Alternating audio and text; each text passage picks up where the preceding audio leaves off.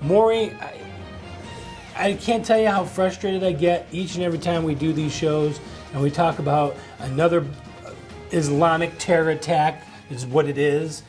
And federal agencies, whether it's the UK or France or the United States, knows who these people are. They're traveling to Syria. They're traveling to Libya. They're reading these textbooks. They're getting these jihadi messages. They're going to these mosques.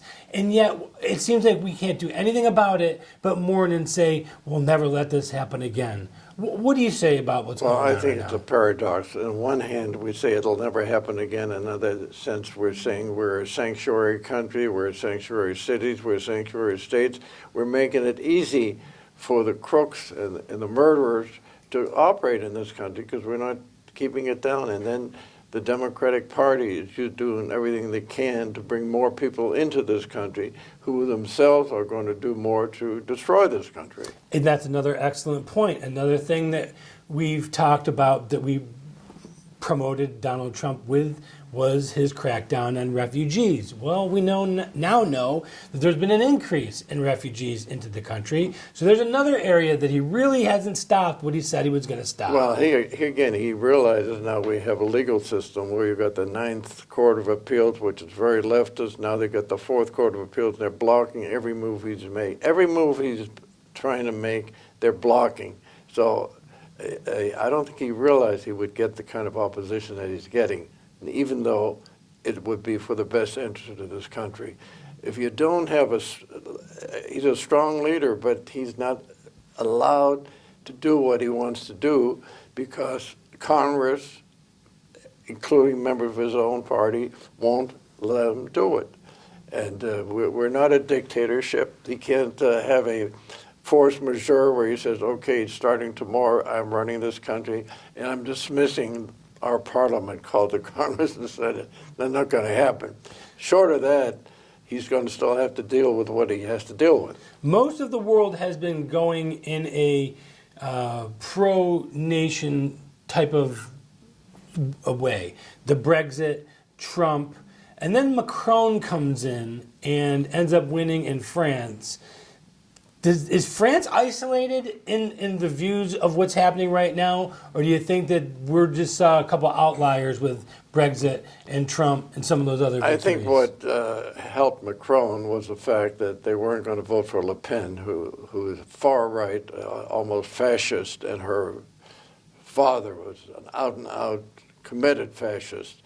So the people that might have voted for somebody else than Le Pen, they were the two survivors in the final vote, couldn't bring themselves to vote for Le Pen, so they voted for Macron because he was a former Dreyfus banker, and he was a decent guy, made a good...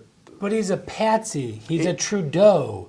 He's a liberal leftist from the Hollywood ilk type. Of course that's going to let France continue to get bombed and infiltrated and raided and shot at. Yes, but... Do they not get it yet?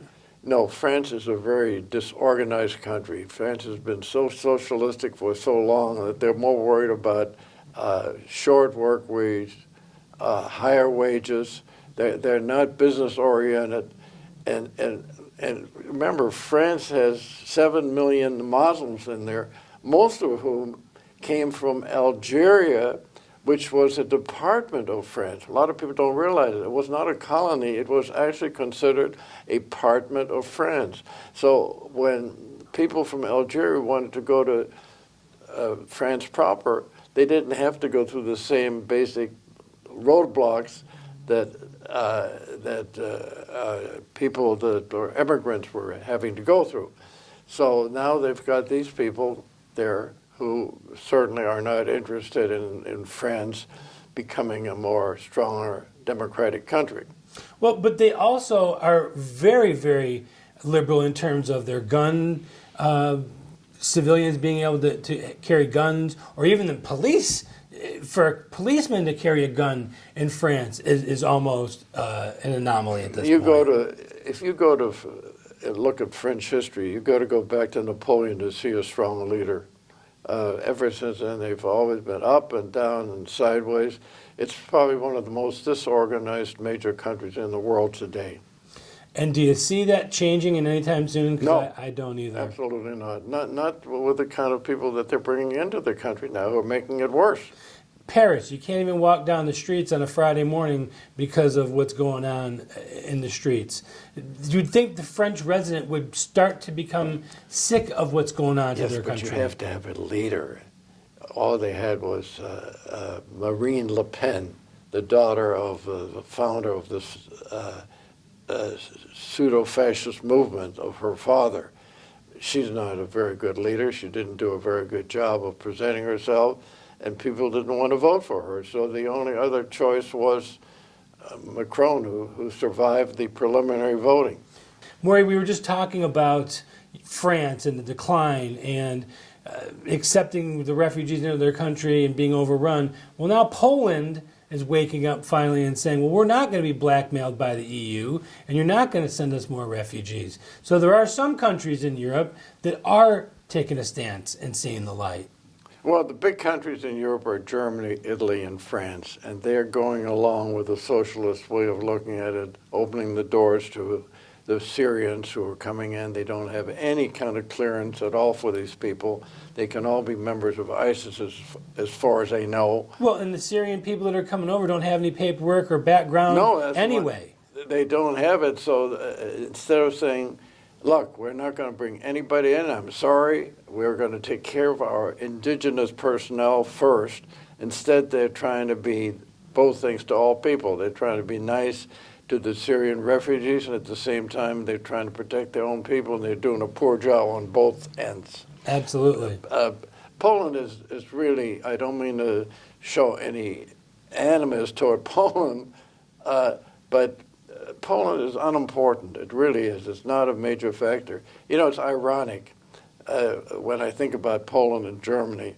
Germany, before the First War, was 3 times the size that it is today. Today, Poland took a big chunk out of Germany. Nobody argued about it. You know, it's funny because... Except for you. Yeah. Well, the thing is, I couldn't believe it. Being of German background and birth, I remember Germany had East Prussia.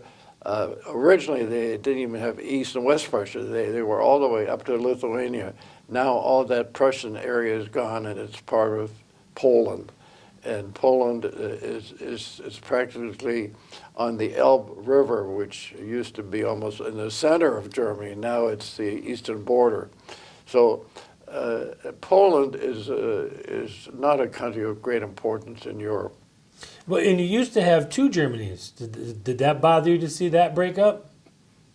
Well, you had East Germany and West Germany. Well, you had the satellites. You know, you had under Gorbachev. I still don't. It's amazing to me that the Russian people or the power structure of Russia let Gorbachev get away with it. He dissolved the Soviet Union, which was the other superpower in the world. People forget between 1945 and 1990, you had 2 major superpowers, which were nuclear-based, and everybody was afraid one was going to attack the other. And that ended in 1990 by Gorbachev arbitrarily breaking up the Soviet Union. And now Putin has to go and put it all back together again. Well, he can't do that. He's trying. Give him an E for effort. He took the Crimea. He's made a couple of steps. He's gotten a couple of chunks a little back. bit, but Ukraine. You know what he's done instead? He's stuck his nose in the heavily Middle East. In the Middle East, and he did something the czars of Russia never could do. He got 2 warm seawater ports. Yes, sir. Very good. He got warm seawater ports on the Mediterranean, and the Russians are using it for air bases as well as for naval units. So he has done that. But the point is that Russia's strength today is, you know, they never developed a middle class. They didn't develop it under the czars, and they certainly didn't develop it under the communist movement. But even today, if you take away natural gas and oil out of Russia, what do you have? Vodka? I mean, it's about the size of it. They don't have any exports of any consequence. But Russia's strength is they're very shrewd. I give Vladimir Putin credit for the deal that he made with Iran. He's a senior partner in the Iranian-Russian relationship, and the Iranians won't make a move without Vladimir Putin. Vladimir Putin is probably the strongest individual leader in the world today. And you know, it's funny because the left continues this Russia obsession with Trump. But if you look at it on paper, Trump is actually opposing Vladimir Putin in almost every spot in the world, Absolutely. including the Middle East. Because Putin, like you just said, is allied with the Iranians and the Yemenis. And Trump is on the other side with Saudi Arabia. So they're not in lockstep together at all. This is just a ruse by the Clinton campaign to try and explain why she's a horrible candidate. Well, it would have been a disaster. I don't even want to think about it. I think the United States as it exists today would not exist today if Hillary Clinton had become president of the United States. Somehow, being a great believer in the Lord and God has given us one last chance to straighten up our act by not having her take over this country, because she would have finished the job that was started by Obama, which was destroying the United States as it should have always existed. And I knew she wouldn't go away for long, and she's popped up lately, and she just can't stay away from the spotlight. But she's unimportant. She's trying to create a phony presence by writing a book, by giving speeches. Making a speech in the women's colleges and so on, and showing that this election was taken away from her. But anyway, we're far better off now, as much as we may. Just for the fact that we have a Supreme Court justice to replace Antonin Scalia is enough for me. Well, that was the biggest. I'm glad you brought that up. That was his number one achievement.